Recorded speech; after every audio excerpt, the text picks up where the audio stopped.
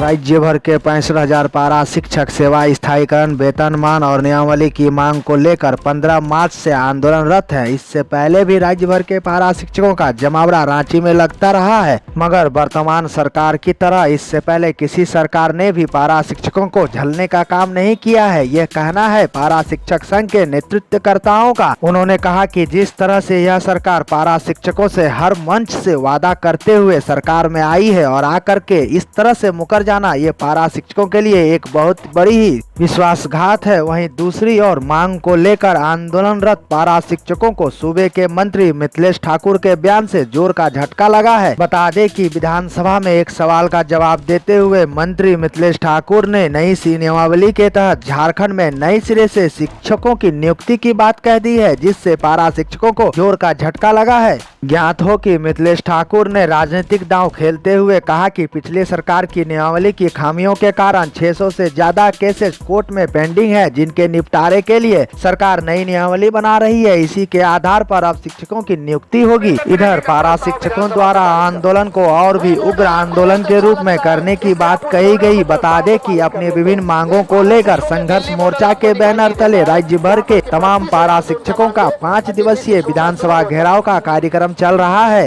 ज्ञात हो कि भानु प्रताप शाही के जवाब में मंत्री मिथिलेश ठाकुर ने कहा कि टेट सिर्फ एक पात्रता परीक्षा है, केवल इसी के आधार पर किसी की नियुक्ति नहीं होती है। इसके लिए नियमावली तैयार की जा रही है, यह प्रक्रियाधीन है। इसके बनने के बाद ही राज्य में नियुक्ति की प्रक्रिया शुरू होगी। उन्होंने स्पष्ट रूप से टेट की नियुक्ति करने और नहीं करने के मामले में कुछ भी नहीं कहा है। बता दें कि विधानसभा में बीजेपी विधायक भानु प्रताप शाही ने सरकार से टेट पास शिक्षकों के खाली पदों पर सीधी नियुक्ति की मांग की है। उन्होंने कहा कि इसमें विपक्ष भी सहयोग करेगा। उन्होंने कहा कि टेट पास शिक्षक पिछले 1 दशक से स्कूलों में पढ़ा रहे हैं, उनके अंदर काबिलियत भी है, तो उनकी सीधी नियुक्ति क्यों नहीं कर दी जा रही है। जेएमएम सरकार ने चुनाव के समय इन मुद्दों को प्रमुखता से रखते हुए पारा शिक्षकों से वादा किया था। अब सरकार हाँ या ना में जवाब दे। विधानसभा के प्रश्नकाल के दौरान भानु प्रताप शाही और मिथिलेश ठाकुर के बीच सवाल जवाब के दौरान भानु प्रताप शाही ने कहा कि सरकार मानती है कि उनके पास शिक्षकों की कमी है, तो फिर सरकार बहाल क्यों नहीं कर रही है।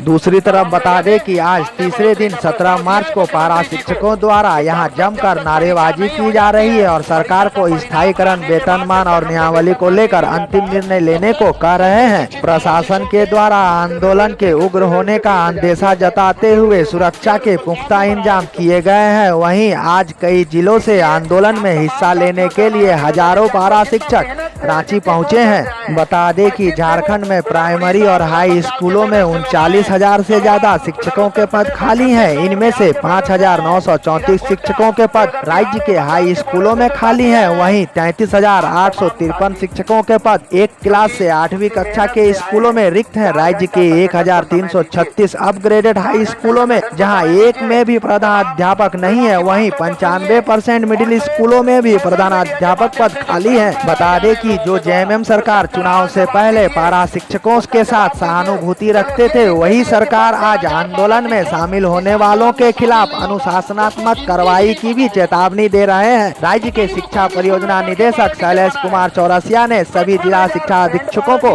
पत्र भेजकर कहा है कि कोरोना संकट के कारण लंबी अवधि के बाद स्कूल खुले हैं, तब पढ़ाई सुनिश्चित कराने के बजाय पारा शिक्षकों द्वारा आंदोलन करना उचित प्रतीत नहीं होता है। ऐसे पारा शिक्षकों को चिन्हित करते हुए उन पर अनुशासनात्मक कार्रवाई की जाए।